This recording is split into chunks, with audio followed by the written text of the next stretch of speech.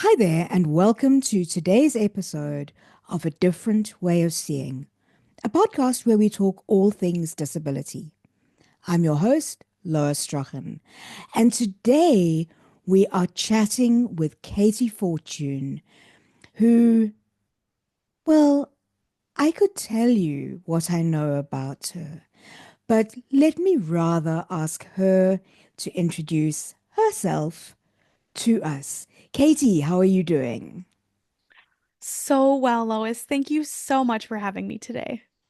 I so great to have you and thank you so much for being on a different way of seeing. I've been on your show and loved that experience.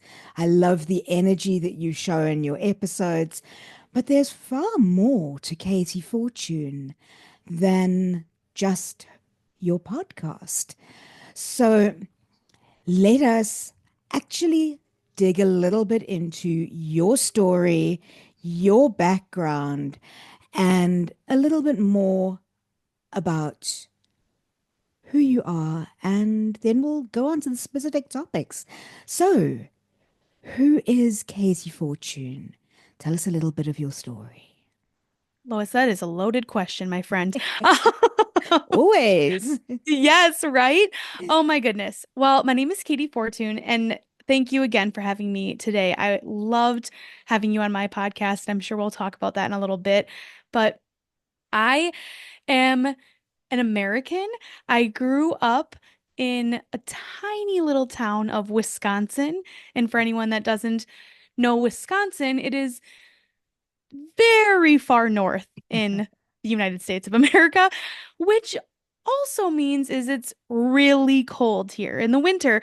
And when we're recording this, it is currently the beginning of our winter. And I was telling Lois before we started recording, it has been incredibly cold here. So I'm like, I had to get all my winter clothes back on. But I grew up in a really tiny town. It's actually a Norwegian town in Wisconsin. And I grew up and I struggled a lot. I'm just going to dive right in, okay? So Yeah. I struggled in school and I didn't know why. I ended up feeling dumb, stupid, and alone. And I hate those words. Don't get me wrong. I don't love them, but that is how I felt. And I am the oldest of two kids. It's me and my sister. And my mom didn't realize what was going on. She didn't know why. Like I was struggling at home. I was doing good in school, doing air quotes, good in school. I was quiet, shy, didn't make a fuss, got good grades, but people did not know what was going on at home. They didn't realize that I was sitting at the kitchen table every night with my mom, trying to read, trying to spell, crying at the kitchen table, fighting because I knew a word in one sentence and then I did not know a word in another sentence. And my mom, being an avid reader, has had no idea. She's like, what is going on? She honestly thought that I was being a little stinker. Let's be real. Like, she's like, you just didn't want to do it. Like, she couldn't figure it out. And I was struggling. I was literally falling through the cracks before everyone's eyes. And then when I was in fourth grade, and mind you, my mom talked to teachers, she asked administration, she did everything she was supposed to do, but everyone said, Katey's doing good. She's a good student. She has to work a little harder, but she's doing fine. Well, in fourth grade, my sister, so I was in fourth grade, my sister was in first, and she was reading better than me. And I was 3 years older than her. And that right there, finally, my mom had someone to compare me to because I'm the oldest. I'm her first child. So she was like, okay, this is it. Like, no one's listening. And so thankfully, she works at a really great healthcare system, or at the time of this recording, she's retiring soon. So, but she worked at an amazing healthcare system and was able to get me in for testing. And to fast forward a little bit, we went in for the testing, and within 10 minutes, the doctor knew that I was dyslexic. 10 stinking minutes. That doctor knew that I had a learning disability and I struggled with reading, writing, spelling, and comprehension. And so that started my journey on finding out that I am dyslexic. and I learned differently. That must have been quite a discovery for both you as a young child, but also for your parents. Yes. So it was weird. It's crazy because I still to this day believe that is the best day of my life, finding out that I was Mhm. dyslexic. Because I knew then that I wasn't dumb, stupid, or alone. I knew I learned differently. And there was a reason why I was struggling.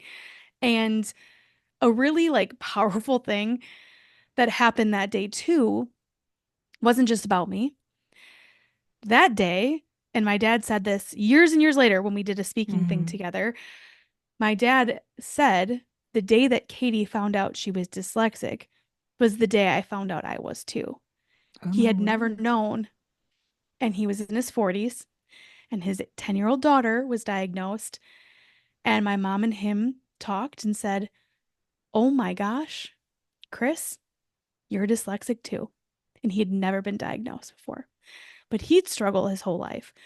He had to go to these different classrooms and feel stupid like there was something wrong with him. But back then, in those days, they didn't really do diagnoses like they do now, and or did even back when I was getting diagnosed. So it was a really important day for me, but also it changed my life and my dad's life and my mom's life and everyone in our family. But it was a big day for both of us, for sure. And was your school system willing to accommodate and adjust to your learning changes? Yes, thankfully they were. And honestly, I don't think they'd get away with it if they weren't, because my mom is Mhm. a fighter. So, um, no, Awesome. they were. Yes. No, they were. And so, my mom actually went back to some of the teachers that she had talked to and told them. And a few of them were like, "Oh my gosh, they would have never guessed that of me." And but then they were like, "It's clicking. It makes sense. But if Katie's dyslexic, oh my goodness, some other students are too." So Ah, it was literally like, and a big thing. So I actually, fun fact, we'll be talking about this later, but I'm writing a book. And in the middle of writing this book, I have been getting in contact with people that I'm talking about mhm. in the book because I want to make sure that they are okay with me talking about them. Yeah. And one of them was my third grade teacher. And I Gosh. sat down with her and I talked to her. She's was a huge influence in my life, still is to this day. And she said to me that the fact that she did not know and she couldn't figure me out Hmm. all the way back in third grade still bothers her to this day. And Yeah. that's really, it's just like, it's a lot to kind of think about. But I said to her, hey, if this didn't all happen the way it did, I wouldn't be writing this book. I wouldn't be Hmm. able to help other people. So I'm glad that it did happen this way. And like she said the thing with you, Katey, was I could never crack you because you were doing good. Yeah. Like you literally you masked so well. Yeah. And quite honestly, it's a better way to say it is I faked it so good that they couldn't tell. And so it is it's no one's fault, by the way. Like I have Yeah. no hard feelings on anyone. It was just that's the way it was and I did such a good job and I've learned over the years many people mask their disabilities, especially if they're Hmm. invisible disabilities and they don't know what's going on, but women are really good at masking their disabilities and little girls are. And so that was a big eye opener for me now being in my 30s and learning more about myself and what I can do. And so, yeah, it was a really big day and it was a really amazing time for me. Like it changed my life so much just knowing that I learned differently. It was that simple. Awesome. Yeah, that's such a story, in terms of the the realities of living, and often it is more of the invisible disabilities that people don't see, acknowledge, recognize, diagnose. And I think, your story really highlights the importance of, if you suspect, if you do live with symptoms, it's better to at least get them checked out. So tell me more about what impact the dyslexia has on your day-to-day life and what accommodations you've now got in place that allow you to get through your life effectively. Yeah. Well, like I'll quickly just say some of the accommodations I had when I was a kid, because Hmm. if there are parents and people Yeah, listening to this and please. they're struggling, I would love for you to know that part because that's important. Some of the accommodations that I had when I was growing up and I did use was extra time on tests. So I had time and a Hmm. half on tests so I could take my time. I could have the test read to me so I could hear it because I'm an audio learner. Hmm. And then I took tests out of the classroom. So I went to a different classroom that had a quiet space for myself and I could sit down, focus, and whether it was me reading it aloud, because I actually just quietly read things to myself out loud, Yeah. but it's not very loud. Um, and if I needed something like I didn't understand a question, I would obviously ask the special education teacher to read that to me or whatever, and she would. So normally though, I would do it on my own because Hmm. the thing about my dyslexia is it's there. It's definitely there, but it's also not super severe. And Yes. so that's really hard. Um, Not that I want it to be severe, but when people, I have an instance, I'll share that later, but of a teacher not believing that I was dyslexic and didn't let me Hmm. leave a classroom. And it's like to go take a test. And so that was really eye-opening too. So those are some of my accommodations. And then back when I was diagnosed, which would be 20 plus years ago, I also could have books on tape. So, and Hmm. yes, tape, not on audio, like Oh, it we was know. on recorded tape. And so, for any of the young people out there, yep, it's not on like a phone or anything. So I didn't use that as much as I probably should have because it was super clunky and it was hard to do. And so I didn't really utilize that. Growing up, my mom and I would read like I'd read a chapter, she'd read a chapter, this and that and whatever. If I was now back in school, I would definitely listen to all of my textbooks on tape because I've Yeah. learned over the years that that is the actual only way that I can learn the best way for me is hearing it. So nowadays, fast forward, oh, also in college, I did use all of those accommodations Yeah. plus a note taker. So I actually had through disability services, through the college I went to, they paid for a note taker in some of my harder classes. So I was an interior design student. We'll talk about that. But I didn't have a lot of tests, thank goodness. But we had art history classes, which I love Hmm. art, but those are hard classes to Yeah. memorize and remember and take notes on. And so I had a note taker there. And then I ended up studying with her too, which was super great. So um, I learned all those different things. I could have had other accommodations, but those were the things that were the most important for me to Hmm. succeed in school. Nowadays, I don't have a ton of like specific accommodations that like a job would give me or anything. Yeah. I just do it on my own.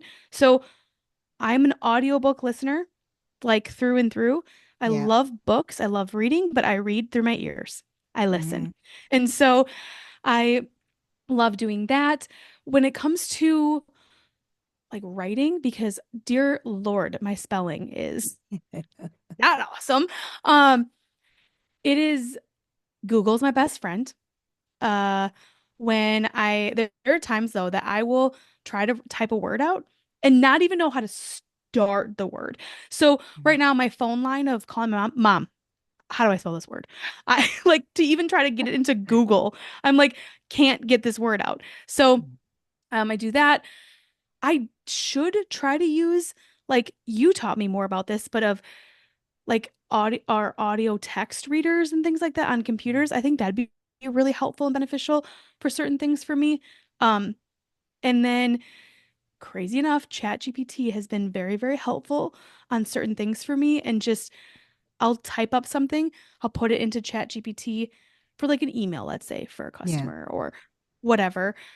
And then I put it in there, and then it'll pop out all this great stuff. And I'm like, oh, that's beautiful. Like, and then I'll kind of reword it to what I need in the way, Yes. because I still want my voice to come across. Of I course. still want it to be me. But those are some of the things that I do now. I do a lot of voice recording when I have ideas. Hmm. Um, I'm a big note. This is kind of funny. If I didn't have my background blurred, you would see literally 100 post-it notes on my wall. Hmm. That's how I'm like organizing what I need to do for each chapter of my book. Moving forward, I love visual things. So, Yeah. those are some of the things that I learned about myself that help me on a day-to-day basis. That's fantastic. And I hear those accommodations, and it's so interesting to think about the the accommodations that are easily available to us nowadays that maybe 20, 30 years ago might not have been available. And audiobooks is one of them. They are so much easier to get hold of now. I mean, I can Oh, remember back when I was at university, I had to get my books particularly specially recorded onto audio cassette yeah. because there just wasn't an audio library that I knew how to access. And there were services that would do that. We didn't have a disability service in or a sports service in our university. Those are a more recent adventure. And yeah, I'm Mhm. dating myself now, but that in South Africa at least is a much more recent occurrence. They are now far more aware and far Mhm. more used. But yeah, I mean, goodness, just knowing Mhm. what is out there is really important. And I think that's one of the reasons I wanted to ask you about the accommodations. Because, yes, if someone else is listening to this and they go, oh, her story resonates with me, maybe I should also be tested. Mhm. So, yeah. Okay. One of the things that you mentioned that I want to pick up on and go into a little more detail is your interior design. Let's Mhm. talk a little bit about that. What particularly drew you to interior design as a career option? That is a great question. And uh it honestly, it's because of my dyslexia. And so when Mhm. I learned in school, and no, I didn't start my career because I'm dyslexic and I only picked that, okay? Like it was out of learning about myself and what I loved to do. So I know I struggle with reading, writing, spelling, and comprehending different things sometimes when I'm reading. Mhm. So I was like, at a young age, I started working with my dad in his welding shop, and he taught me how to weld at 10 years old. He says Mhm. every 10-year-old little girl needs to learn how to weld. Yeah. Now, I will say publicly, my at the time 7-year-old niece beat me and started welding at 7, and she reminds me of that often. And so very proud of her. But I told her I learned at 10, and she looked at me and she walks in and says, Grandpa, I want to learn how to weld tomorrow. And so she learned how to weld at 7 years old. But I learned how to weld. And then I learned because my dad is dyslexic, I kind of watched and learned from him. And he's a very, very crazy intelligent person when it comes to like engineering and building Mhm. and working with your hands and visually seeing something before it's made. And I do that too. So I would do book talks in middle school, and I would build the thing. So like I loved the Boxcar Hmm. Children books. By loved, I mean I had to find a book that I wanted to read, and I that was the book. But I liked the Boxcar Children book, so I made a boxcar. Literally built a boxcar that had a Mhm. working door, and the thing came up. Oh. Amazing. And with my dad, of course, with his help. And then I built a scarecrow out of steel instead of putting scarecrow stuff in, like, your parents' old pants, and you'd stuff all this like Mhm. the straw and the hay and whatever in there. No, no, no. I built one with my dad out of steel, a little guy, and burnt my hands on it for the first time and learned really quickly, don't touch steel after it's welded. Even though my dad told me 350,000 times, I still did it because I was excited. And I built all these things. So going through high school and kind of thinking of different things, I did some of these like tests online back in the day. They probably still have them where they're like, fill this all out and it'll tell you what career you should be. Mhm. And one of them was architect.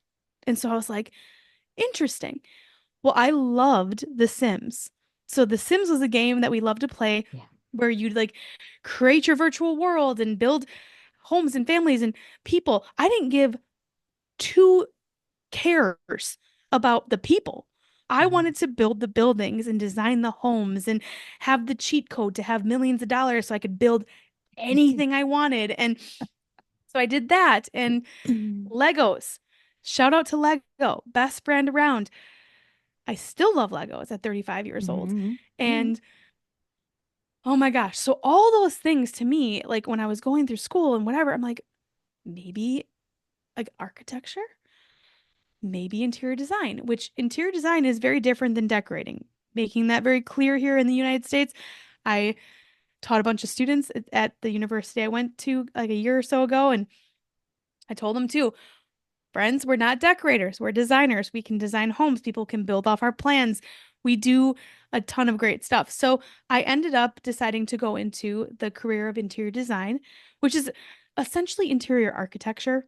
And so when it's talking commercial buildings, we do everything on the inside of a commercial building, like big hospitals and all that stuff. Mhm. Or if you're doing residential, you can do actual homes. Like I've had people build off my plans. I used to be a home designer, house designer. And so yeah, I I loved it. It was awesome. And now in my current day job, I am still kind of in the interior design field. I'm in outside sales and I design commercial spaces and sell the furniture inside the spaces. So it's the visual, it's being able to see it before it's built. I took my strengths and Mhm. made it my career. Yeah. Which is a very important thing to do. So tell us about the training that you went through to become an interior designer. That sounds like it's a blend of the design work, the architecture, but internal, Yeah. inside the buildings. Yep. So the layout, am I correct? The layout, Yes. the design of the spaces. Yes. So So yeah, tell, I tell us actually a little bit went more about the training that you did. perfect. Yeah, I ended up that's actually a great story. It's in my book about how I wanted to be an architect and go to this big school in Wisconsin and Mhm. all this stuff. And my great aunt, Lynn, she wasn't gonna have that. Like she asked me one day, like I'm in like I don't know, I was in 11th grade or something before I was heading out. Like I was gonna graduate in a year, right? So I Mhm. need to make a decision. And I'm like, yeah, I'm gonna go to blah blah blah school. I'm gonna be an architect and all this stuff. And she said, oh, that's cute. No, you're not. I'm like, what? And she's like, no, no, you're not. You are not going to that school because they will treat you like a number. They have a terrible, like, they don't have a good disability services Mhm. area. Like, you need to go to a university. If you want to go to university, make sure you go to one that cares about you, that you're an actual human and not just a number.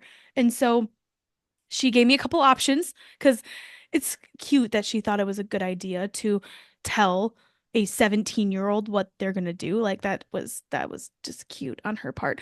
But and you just can't tell me what to do. It's a thing. Like I just cannot be told what to do. So, anyways, of course my parents were standing there and they were like, "Yeah, that's a great idea. We should go tour these other schools." And I was mad. Like I was not happy. So went to one school, tested it. It was a terrible, it was the worst winter storm I've ever been through. Mm. So like it made the whole experience terrible, which is fine. It wasn't the school for me. And then I ended up going and touring a school in Wisconsin called University of Wisconsin Stout. And it was like rainbows and butterflies and birds chirping in the way. It was beautiful. It was amazing. Long story short, I ended up going there. They are one of the best. interior design schools in the Midwest, if not farther. It's my personal opinion and not just mine. Like it's actually tested and well known. But the schooling was actually more on the art side of things right away. You start out as like it's like a polytechnic art and design school. And so, well, the school I was going to, they have many other things like Mm, construction and all this other stuff too, like in regular college stuff like business and whatever. But I went to the School of Art and Design at UW Stout, and we had 4 years of different learning and all that good stuff. But we went through everything. We learned residential design, where you could like again design the entire house from the ground up. People could build off your plans, do all that amazing stuff. You pick out all the finishes and you put where the windows are, the roof lines, all of mm, that good stuff. And then also the commercial side of things, which is big commercial buildings. So again, we don't design the big commercial building in itself. That's architects and engineers.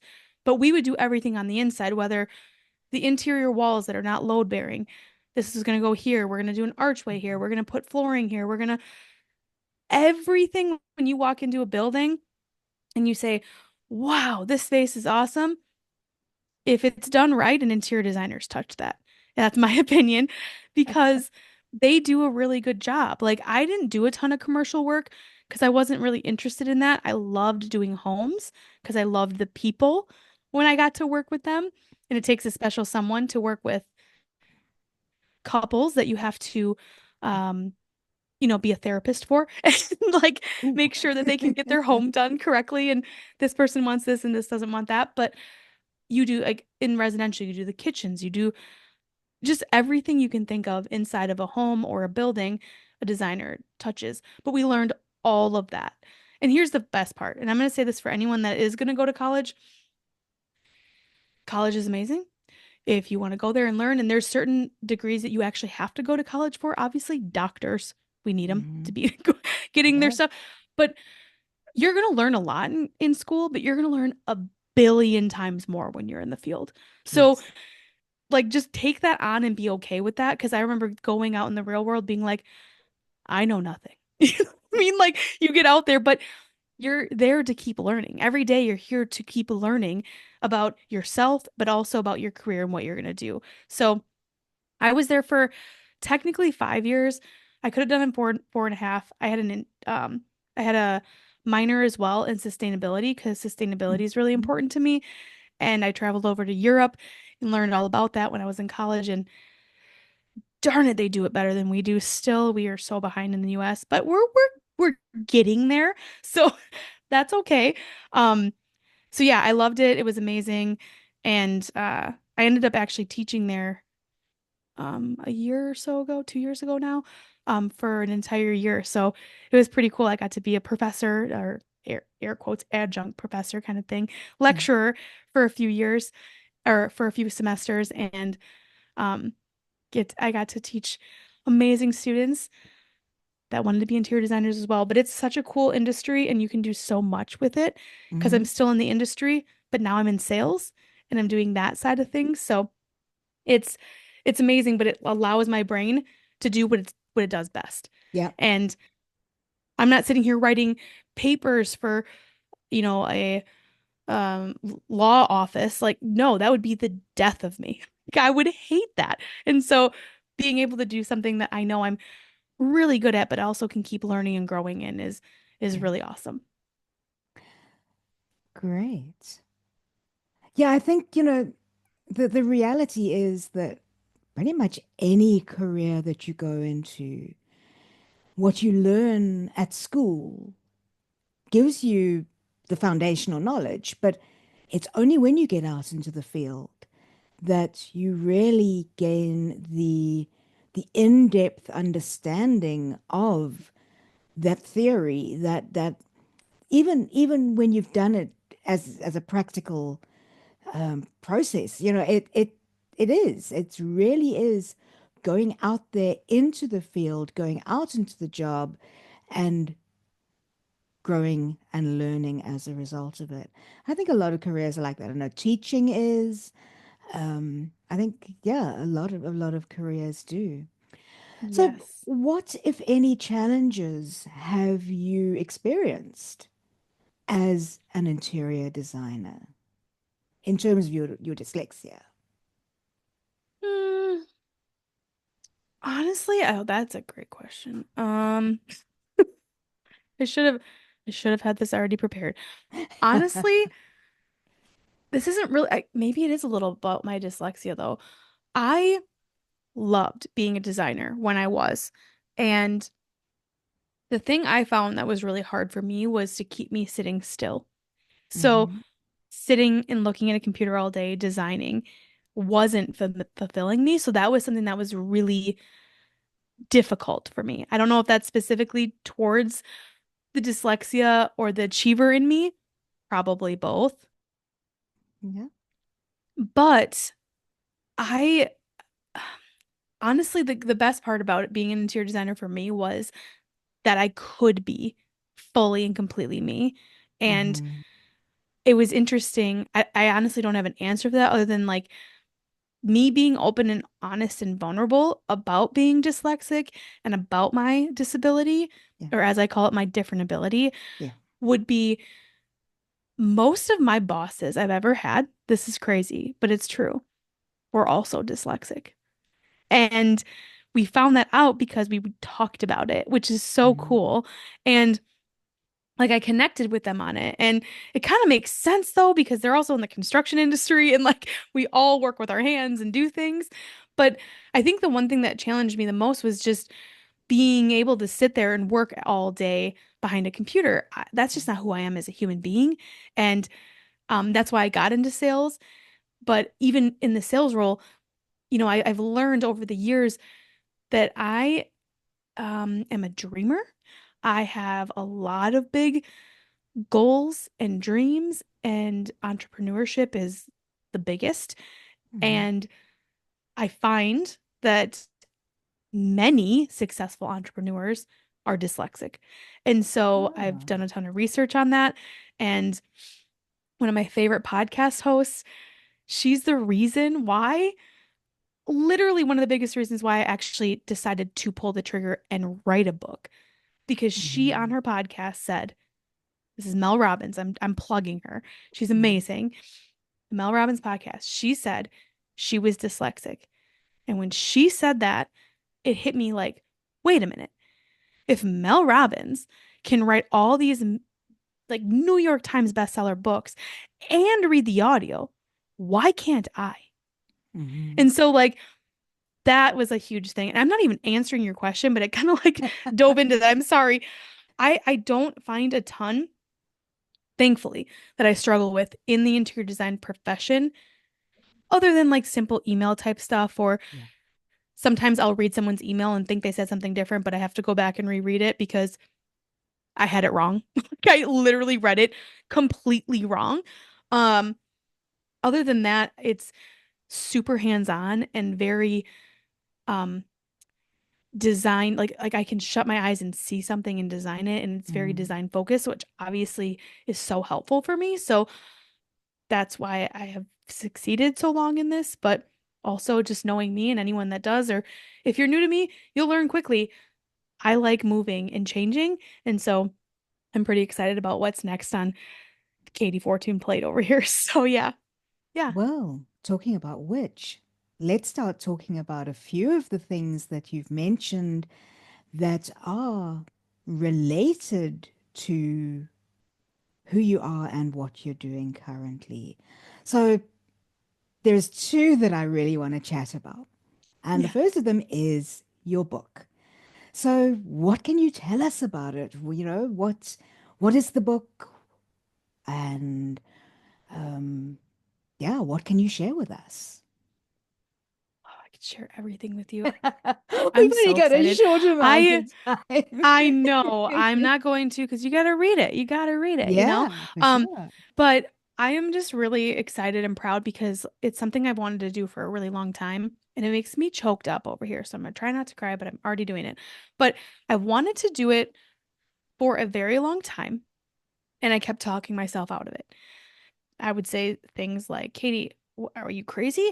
You're dyslexic. Why do you think you can write a book? Who would ever read your book? You'd sound like you're a seventh grader writing a book. This is ridiculous. You can hardly, you don't like even reading. Why write a book? Who do you think you are? You're going to fail. Those are things that continually go on in my head that I have to squash every single day. So the fact that I literally, as we're recording this, am done with the rough draft, the manuscript, I am now going into professional editing where they're going to tear it apart and then we're going to rework it and do all the good stuff. But I'm at that phase, it is surreal. For like, I think back to that little 10-year-old Katey and thinking that she, even before I was diagnosed, hated reading, hated writing, hated spelling. By the way, I don't like any of those things still. P.S. Um, but being able to do something, I've written 43,000 words. That's Yeah. insanity to me. Like, what? And no, I didn't use ChatGPT once other than for the title of the book. That is it. So I needed ideas and I'm just like I'm just really proud and I'm really excited for it because it's a whole like I don't know, whole basket, whole book literally of stories Hmm. about different things I struggled with, like how I got through this situation and some of them are going to be hard to read because I would think, especially if you struggle with the same things that I do and you'll learn in that. I cried through many of the first chapters just because it was Hmm. all my younger years and all my struggles. But I promise you, there's a lot of good, funny stories in there too. So I have all different types of stories, but it's all kind of based around learning about who you are, just the way you are, advocating for yourself, which is so important to me. Advocacy and learning how to stand up for yourself and be who you are is just awesome. And I will tease it here that I am not the only one that wrote part of this or this book. I wrote most of it, but I asked my mom to write two chapters. And so she has her perspective in this book because I'm not going to have kids. I've known that my whole life. My husband and I, we don't want kids. We love them, but we like them when they get to go back home to their parents. So we don't want kids. So I'll never be able to talk about that perspective as a parent. And I don't ever want to talk for my mom. So I wanted her to be able to talk about it vulnerably and open. And so she did. And it's super exciting. I am also terrified for people to listen to and read all of my like inner thoughts and feelings, but I know it'll help people. So that's that's where I'm at right now with the book. You know, one of the reasons that I think it's really important to share our stories as people who are living a little bit differently is that often we're not exposed to those stories when we grow up. These are the stories that we probably wish we had been able to access Yes. when we were younger, Hmm. that your parents probably wished that they could discover when they first Yes. received your diagnosis, because it's it's sometimes difficult to know what is out there and to only have that perspective given by people who are not living the same experience is it's just not the same. Yeah. It doesn't give the same, the same emotional response as being able to read a book and say, here's Katey. Katey has lived this, Hmm. and look at what she has achieved. Yeah. I can do that too. And that's why I think it's really important for people like us to share our stories. And I think it's really awesome that you're doing it. Thank you. So I don't want you to commit because I know that the publishing process is like very changeable. And I also know that things change. But Hmm. do you have a title for us yet? I do. And I'm not letting that change. So we're good. We're good. I do, and I would love to share that. And um Yeah, I haven't, as we're recording this again, we're recording this in 2024, hashtag. Um, but I have not shared this with anyone. So when this comes out, I'm sure like people will already know about this. But the main title, so books, if anyone doesn't know, have your main like title and then you have a subtitle. So my main title is Embracing Your Different Ability, and then the subtitle is Together We Advocate Disability Stories Through the Eyes of a Child and Parent. Love it. And Different Ability is one of my brands that I have Mhm. trademarked. So that is a big, big, huge reason. And that's part of my podcast too. Why I have that on the book. It's just because it's really important. And I don't know if you want to know about any of this, but I don't call it my disability. I call it my different ability because it gives me back that power and it makes me proud. Not that disability is a bad word, but just as when I said it one time when I was feisty with my mom, and I'm like, it's not my disability, it's my different ability. It like put power into me. Like, Mhm. because unfortunately, and that's why we're trying to change this, like Lois and I, we're changing the world, right? Of that I don't want disability to be a negative thing. And I want to keep talking about my disability, but I also want to empower a child if they found out they had a disability and maybe they got teased because I did. And I talk about that in the Mhm. book. And if I had that word, the words different ability, I could be like, it's not my disability, it's my different ability. And I'm awesome. Like I want that more of a positive and powerful thing to be able to be excited about it and share about it because every single person in the world has a different ability, whether it is something with a disability or it's something else different. And so again, different ability is not to take away the word disability. No, it is something else to empower us to be proud of who we are and to be proud to be different. And I have, I mean, I don't think there is a right term. And, I respect the decision that each individual makes for them to use a term that works best for them. And I think that is what is most important here. So, yeah, Yeah. moving from your book, and let's talk a little bit about your podcast because Yes. I still think you're one of the most energetic podcast hosts of any of the people that I listen to. And it's so lovely to listen to you and to hear your energy. It gives me a real boost. So tell us about the podcast. Awesome. Thank you so much. Well, the podcast is called the Different Ability Podcast, and it's a place where at the beginning I started sharing like some of my story, and that's where it kind of started. And honestly, it started during COVID, like a lot of things started Mm-hmm. during COVID, but I found myself being stuck at home, couldn't go anywhere, and that's very not normal for me.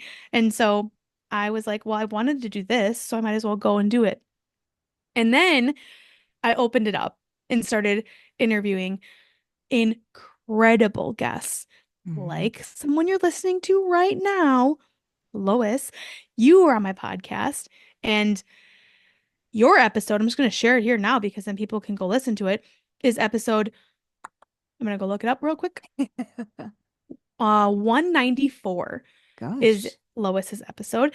And it is going out soon, again, as we're recording this, but it'll already be out when you're listening to this. So go listen to your episode is so awesome. Like I edit all of them as of right now, and it just made me smile the entire time editing your podcast.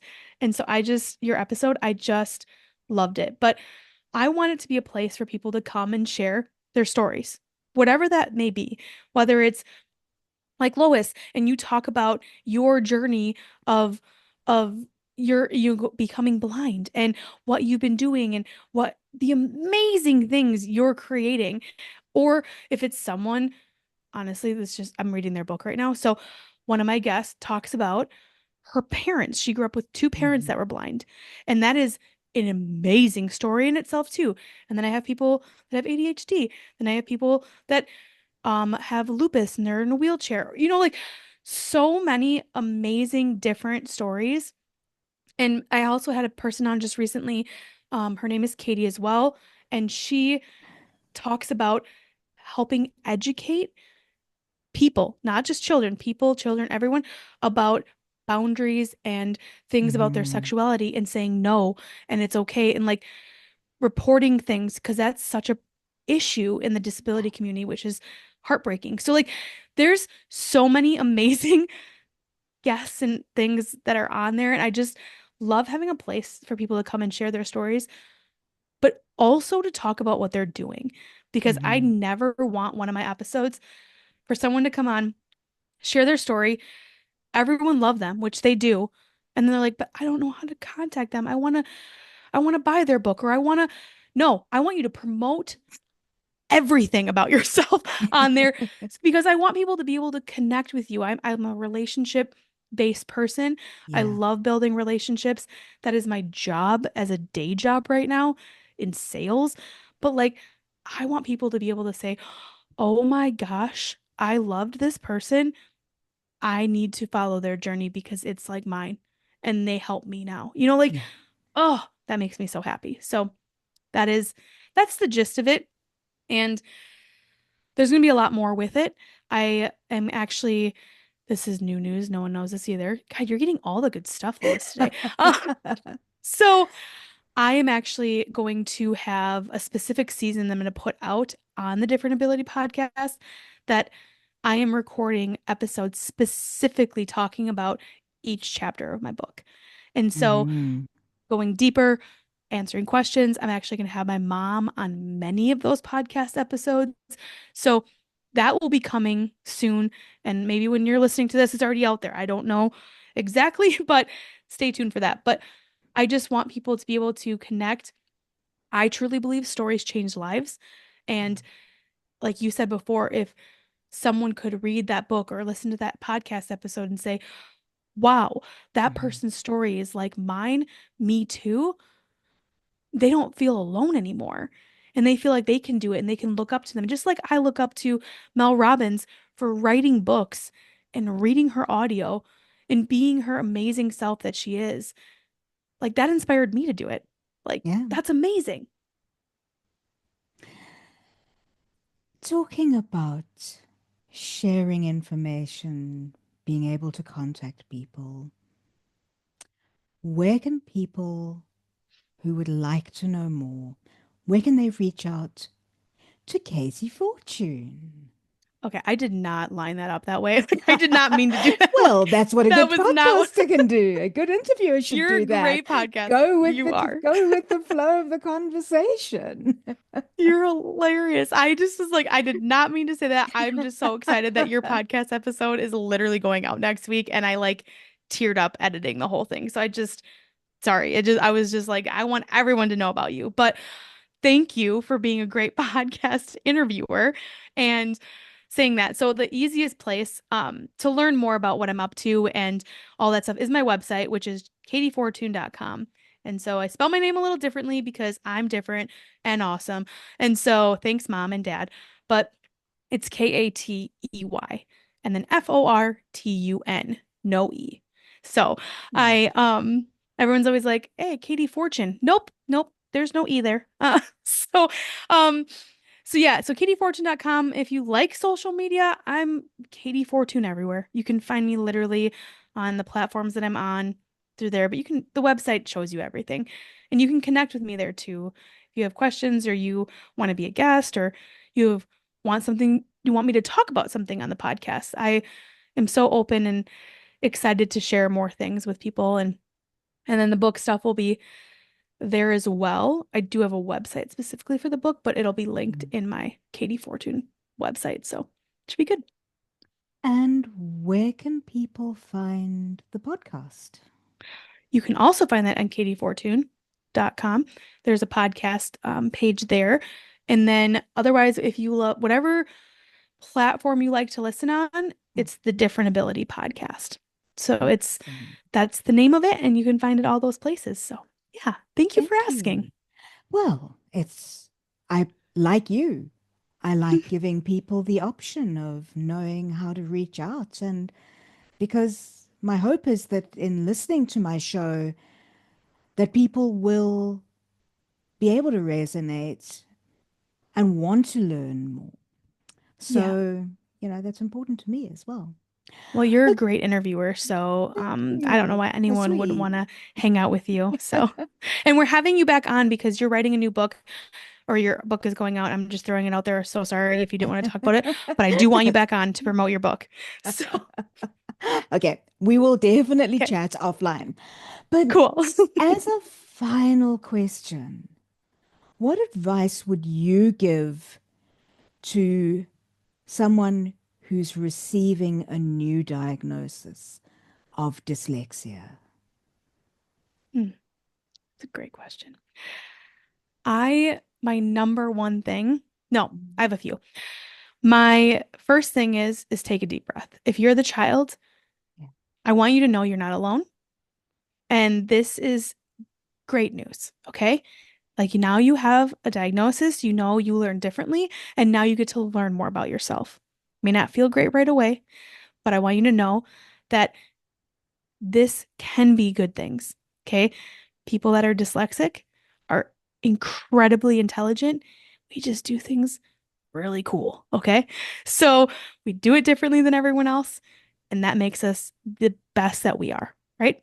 If you're a parent, it's going to be scary. I know I'm not a parent, but I can say this because I read my mom's chapter, okay? So this is from Lynn. Uh, take a deep breath. This is not the end all. This is a chance now that you get to also learn about how your child learns. And you get to empower them to learn about themselves and to be the best version that they can be. And so learning to advocate early is super important. And that is something I'm so passionate about. That's why I wrote the book, because I would not be where I am today if I didn't learn to advocate early. Mhm. And I learned to advocate early by watching my mom do it for me. So be there, be positive.